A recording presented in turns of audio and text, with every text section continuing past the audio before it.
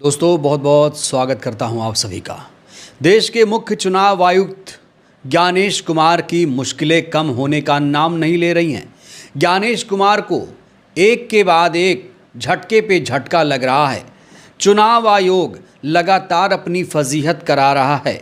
चुनाव आयोग कोई भी ढंग का काम नहीं कर रहा है। इस बीच ज्ञानेश कुमार के कई कारनामे सामने आए हैं। ज्ञानेश कुमार की कार्यशैली पर ऐसे ही सवाल नहीं खड़े हो रहे हैं, बाकायदा पुख्ता सबूत मिलने शुरू हो गए हैं। दोस्तों आपको यहाँ बताना बहुत ज़रूरी है कि ज्ञानेश कुमार देश के ऐसे पहले मुख्य चुनाव आयुक्त हैं जिनको हटाने के लिए बाकायदा संसद में प्रस्ताव लाया गया था।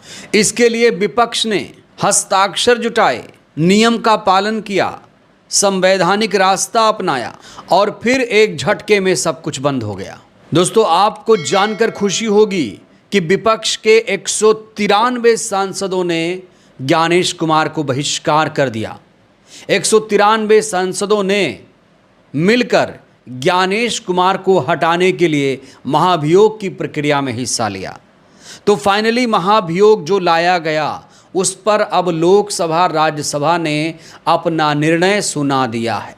क्या है वो फैसला, कैसा है वो फैसला, क्यों खड़े हो रहे हैं चुनाव आयोग की निष्पक्षता पर सवाल, अब विपक्ष के आगे क्या है आखिरी रास्ता, डिटेल में बात करेंगे। साथ ही साथ दोस्तों आपको ये भी बताएंगे कि किस तरीके से चुनाव आयोग को देश की सबसे बड़ी अदालत से झटका लगा है, उस पर भी विशेष तौर से हम बात करेंगे। लेकिन वीडियो की शुरुआत एक शेर से करना चाहूँगा। मेरा कातिल ही मेरा मुंसिफ है, वो मेरे हक में क्या फैसला देगा। दोस्तों मैंने ये शेर क्यों पढ़ा पता है आपको?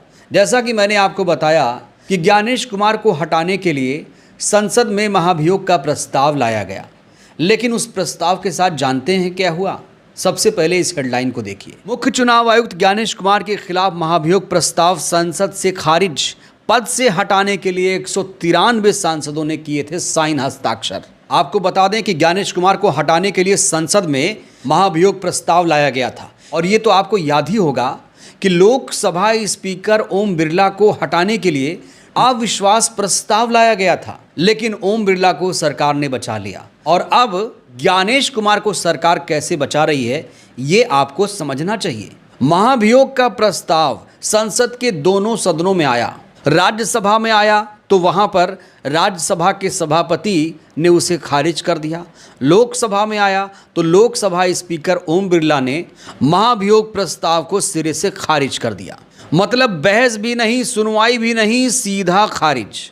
दोस्तों गौर करने वाली बात यह है कि विपक्ष ने संवैधानिक तरीके से ज्ञानेश कुमार को हटाने का फैसला लिया था और विपक्ष के पास ये आखिरी रास्ता था। ज्ञानेश कुमार को हटाने के लिए आखिरी रास्ता महाभियोग ही था। सोचिए अगर महाभियोग का रास्ता ही बंद हो जाए तो जवाबदेही किस दरवाजे से आएगी? हमारे देश में लगता है कि लोकतंत्र बेचारा हो गया है। जैसे ही ज्ञानेश कुमार के खिलाफ महाभियोग प्रस्ताव खारिज हुआ, टीवी मीडिया में जश्न मनना शुरू हो गया। टीवी मीडिया ने हेडलाइन चलाया कि ज्ञानेश कुमार के खिलाफ लामबंद, विपक्ष को झटका, महाभियोग नोटिस खारिज।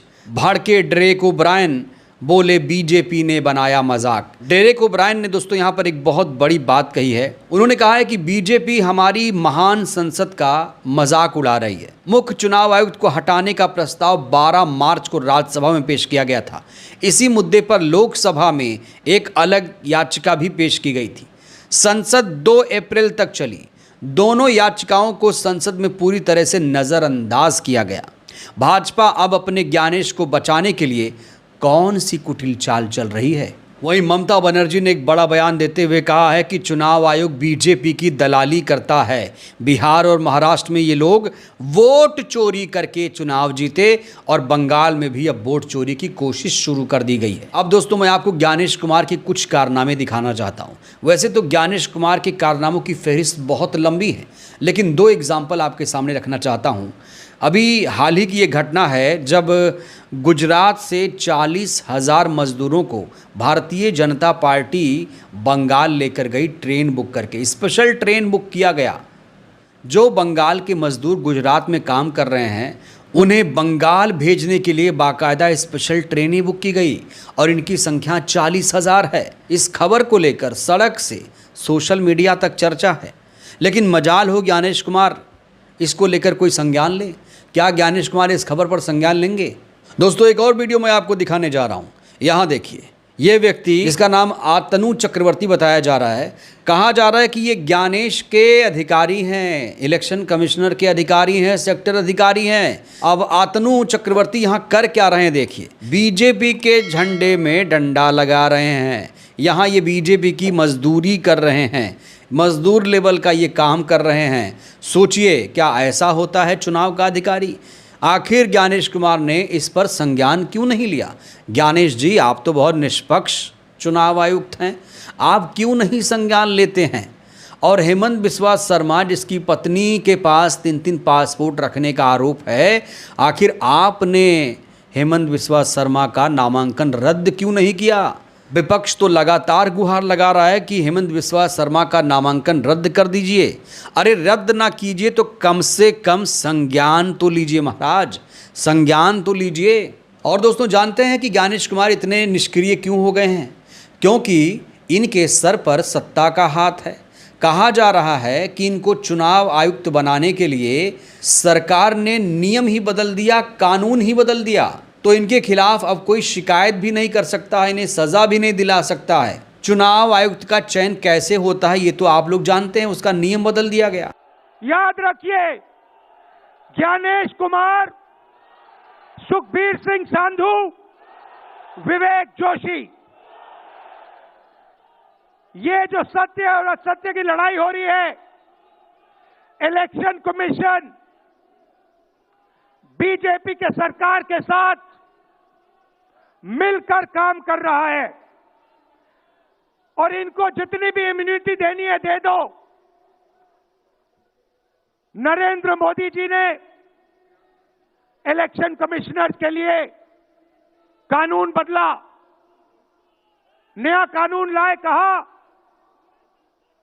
कि इलेक्शन कमिश्नर कुछ भी करे उन पर एक्शन नहीं लिया जा सकता है, उन पर कार्रवाई नहीं ली जा सकती है। मैं स्टेज से आपको कह रहा हूं, कांग्रेस पार्टी आपको कह रही है, आप मत भूलिए, आप हिंदुस्तान के इलेक्शन कमिश्नर हो, आप नरेंद्र मोदी के इलेक्शन कमिश्नर नहीं हो। और हम आपको साफ कह रहे हैं, ये जो कानून बना है, आपकी रक्षा करने के लिए कानून बना है, इस कानून को हम बदलेंगे। तो बड़ा सवाल यह है कि ज्ञानेश कुमार को कैसे हटाया जाए? क्या अब ज्ञानेश कुमार को हटाना नामुमकिन है? और क्या ज्ञानेश कुमार के हटाने भर से समस्या का समाधान हो जाएगा? ये बहुत बड़ा सवाल है। इस बीच निर्मला सीतारमण के पति परकला प्रभाकर एक बार फिर से सुर्खियों में हैं। परकला प्रभाकर ने एक बड़ा बयान देते हुए कहा है कि विपक्ष को अब चुनाव का बायकॉट करना चाहिए।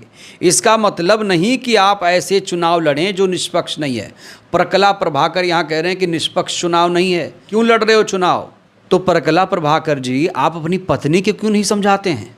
आप अपनी पत्नी को समझाइए कि बीजेपी छोड़ दें, वित्त मंत्री का पद त्याग दें, क्योंकि देश में निष्पक्ष चुनाव नहीं हो रहा है। आपके हिसाब से सरकार गलत है, तो पहले अपने घर को तो संभाल लीजिए। खैर, पति पत्नी में भी वैचारिक मतभेद होते हैं, हम समझ सकते हैं। अब दोस्तों, उस खबर की बात करना बहुत ज़रूरी है जिसको लेकर बहुत ज़्यादा चर्चा है। देखिए, बंगाल वोटर लिस्ट को पब्लिश करने की आखिरी तारीख 6 अप्रैल थी और आज 7 अप्रैल है। इस पूरे मामले को सुप्रीम कोर्ट में सुनवाई हुई, तो सुप्रीम कोर्ट ने अब चुनाव आयोग को 24 घंटे का अल्टीमेटम दिया है। सोचिए चुनाव आयोग कैसे काम कर रहा है। बात बात पे कोर्ट जाना पड़ता है, बात बात पे इनको नोटिस जारी किया जाता है।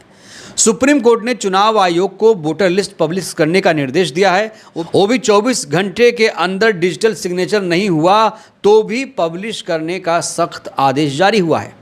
कहा जा रहा है कि बीजेपी को बंगाल जीतना मुश्किल हो जाएगा क्योंकि वोट काटने और चुराने के दोनों रास्ते फिलहाल बंद हैं। अभी कल ही प्रधानमंत्री ने एक रैली में कहा था कि हमें चुनाव आयोग के निष्पक्ष कार्य पर पूरा भरोसा है।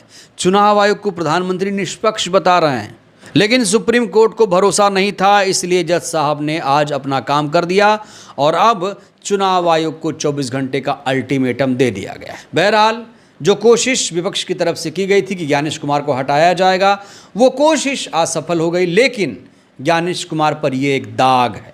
कहा जाता है कि अगर कोई निष्पक्ष चुनाव आयोग होता, अगर उसके खिलाफ महाभियोग आता तो वो तुरंत इस्तीफा दे देता। लेकिन ये जो चुनाव आयोग हैं ये अलग ही मिट्टी के बने हुए हैं, ये अलग ही मिट्टी के बने हुए हैं। इनको कोई फर्क नहीं पड़ता, गाली दो, आरोप लगाओ, सवाल पूछो, ये कुछ नहीं बोलने वाले हैं। इनको तो एक टारगेट दे दिया गया है, वही टारगेट पर ये काम कर रहे हैं। बहरहाल दोस्तों, इस वीडियो में इतना ही। आपको अपने चुनाव आयोग पर कितना भरोसा है? जितने लोग ये वीडियो देख रहे हैं सभी कमेंट करेंगे। धन्यवाद।